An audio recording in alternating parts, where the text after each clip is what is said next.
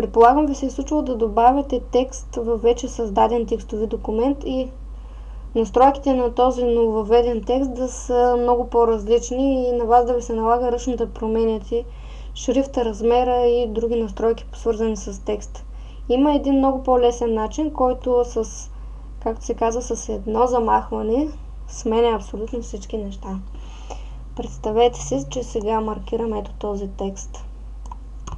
Задам му някакви особени настройки, за да създадем ситуацията, в която имаме вече наш форматиран текст.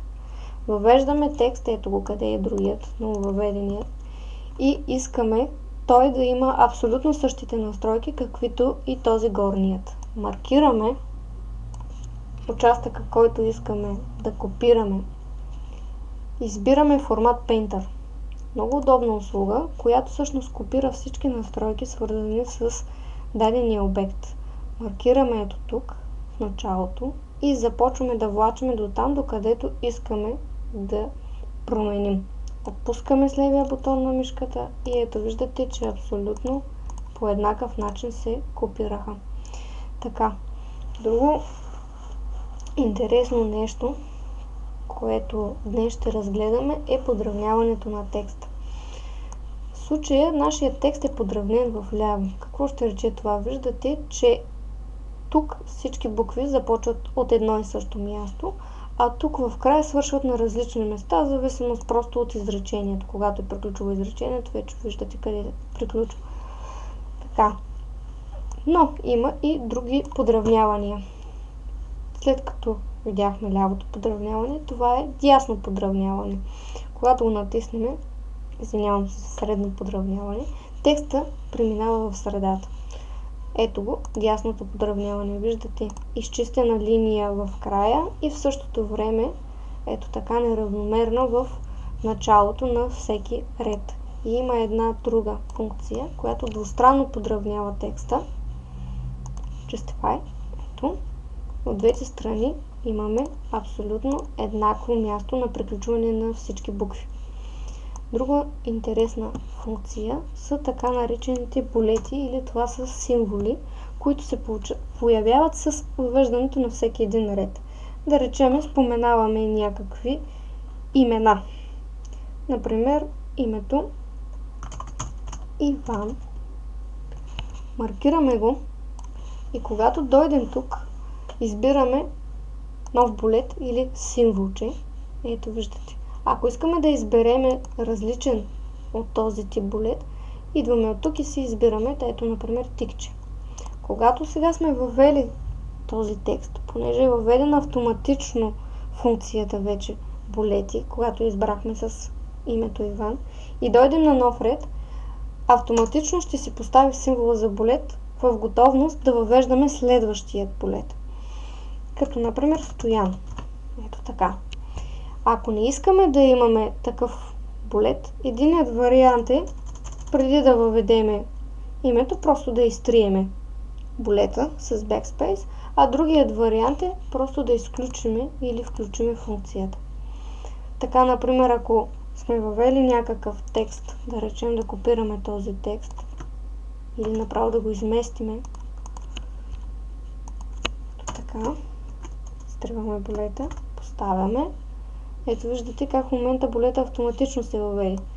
Маркираме си текста и изключваме булета. Но сега искаме точно след този текст да добавиме Стоян и да го направим като булет отново. Ето въвеждаме, маркираме, извинявам се, и натискаме по този начин. Виждате, че се образува булет, дори след като сме имали чист текст и преди това булет. Така, друго, като булети имаме още един тип. Това са цифровите булети. Тук може да въвеждаме вместо символи числа. Можем направо, както сме избрали символите, да изберем да са числа. Ето по този начин. Интересното при булетите е, че имаме едни настройки. Когато отидем на Set Value, т.е. настройване на стойност, ние може да изберем дали да започва от 1. Може, например, да изберем да започва от 5. И сега ще видите как Иван стана с 5, а Стоян с стойността 6. Можем също да избереме да продължи от друго. Само да отида. Отиваме отново на Set Numbering и да изберем да продължи от друго номериране. Ако да речем и преди това в страницата имаме такива и когато отидем ще се въведе, да речем сме въвеждали някакъв текст и когато на новият ред изберем да имаме булети, хващаме режима и виждате как автоматично се продължава с числото 7, а не с 1. Така, друго интересно нещо, това е ето тази услуга, която ни помага да виждаме какво сме правили в текстовия документ. Този символ означава символ за параграф. Това означава, че ние сме използвали Enter, за да пременяме на нов ред. Тези точици пък подсказват, че сме използвали Space, за да направим интервал между дадените символи. Когато натиснем ето тук ъгълчето, отново се отваря един много интересен прозорец. Важно е да знаем, че между редовете може да се поставя определено междуредово пространство. Сега тук ще изтрия настройките и ще започнем. Единият вариант, за да отворим това меню параграф, е с десен бутон. Отиваме параграф. Другия вариант казахме ето това ъгълче тук. След като сме отворили параграфа, тук забелязвате, че имаме разни подравнявания. Забележете, че това двустранно подравняване можем и от тук да го избираме. Ляво, дясно, двустранно подравняване. Тук имаме също едни много важни неща. Това са разстоянията спрямо листа. Когато изберем някаква стойност, например 1 см, забележете, че текстът, това е превюто, в което виждаме какво се случва всъщност, ако изберем тази функция, текстът влезе доста по-навътре спрямо стандартния лист. Това означава, че сме избрали 1 см навътре да влезе на рамките на листа.